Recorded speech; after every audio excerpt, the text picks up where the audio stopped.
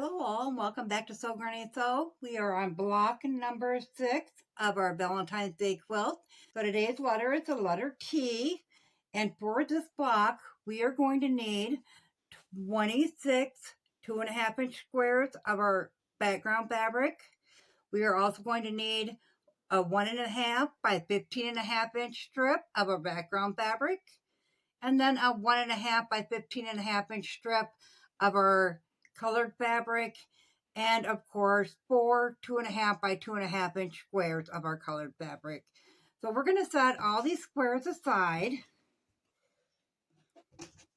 and we're going to start with our strips, and we're just going to lay them right sides together, making sure it's good and lined up, and we're going to bring that to the sewing machine and take a 1/4-inch seam all the way along that. We do want to ensure that we are sewing exactly a 1/4-inch seam. You can measure that out with your ruler just to be on the safe side. That's because when we open it and iron it flat, it does have to be 2.5-inch wide. If you're a little nervous about that, you could always cut a 2-inch strip and then cut that down later if you'd like. So I'm going to go ahead and bring that to the sewing machine and get that sewn together, ironed flat, and I will meet you back here. Okay, we have our strips that's sewn together and ironed open. I just ironed to the dark side. So now we're going to make sure that we are going to be at 2.5, and I'm just lining up my 2.5-inch mark along this side. And then we'll go ahead and we will trim down any extra out there that we need to.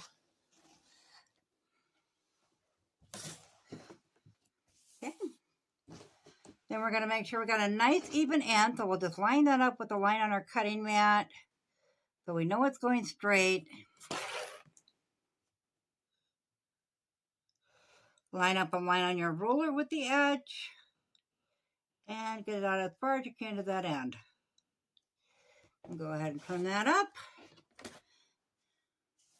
And from there, we are just going to take our smaller ruler and cut 2.5-inch increments off there. And we do need a total of 6. So we're just going to line up our 2.5-inch mark with that and cut it down.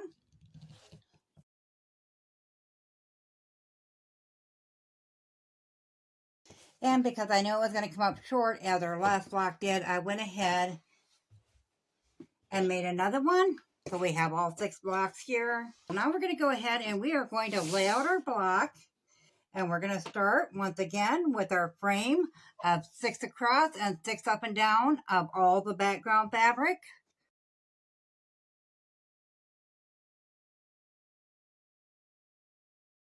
So once we have the background fabric done around the frame, we're going to go ahead and lay out 4 in a row of our colored fabric. And then with these pieces here, we're going to lay them out with the pink towards the center or whatever color you're using for 3 blocks on each side. Then we will fill in the holes here with the background fabric. So that is what our blocks will look like once we have them all laid down. Of course, it's upside down to you. I do apologize. So now all we're going to do is, with all the other blocks, we're going to flip row 1 on top of row 2, 3 on top of 4, 5 on top of 6 with right sides together. So I'll go ahead and get that done. So once we have all of our rows put together like that, we're going to go ahead and we are going to pin on the side that we're going to sew on. I fuss with them more at the sewing machine to straighten them out, but you're just going to take your blocks and straighten them out and put your pin on, making sure those edges are lined up. I just quick pin mine together and then fiddle with them at the sewing machine.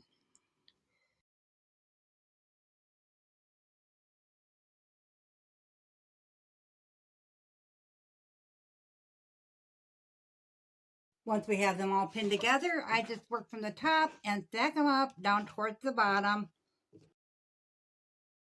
I'm just going to stack them here. So we're going to take them to the sewing machine and we're going to feed them through one after another, putting a 1/4-inch seam all the way along that. So once we get them all sewed together, I'll iron them open and I will bring you back here. So we have each row sewed into 3 sections with 2 squares each. So now we're just going to take our first row and lay it up on top of the second row with right sides together. We're going to line up those edges and pin it in place.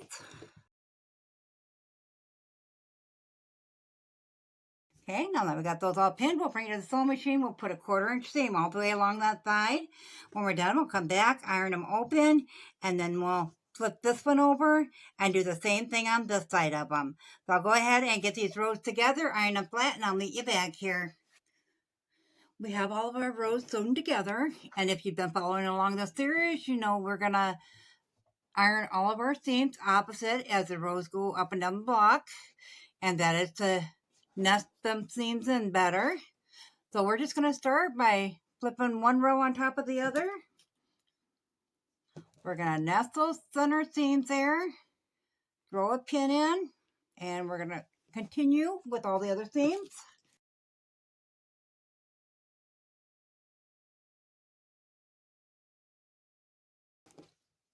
Okay, once we have that one pinned down, we're going to go ahead and do the same with each of these 2 rows. And of course, these ones with the pink in the middle of the T are going to have that extra middle seam.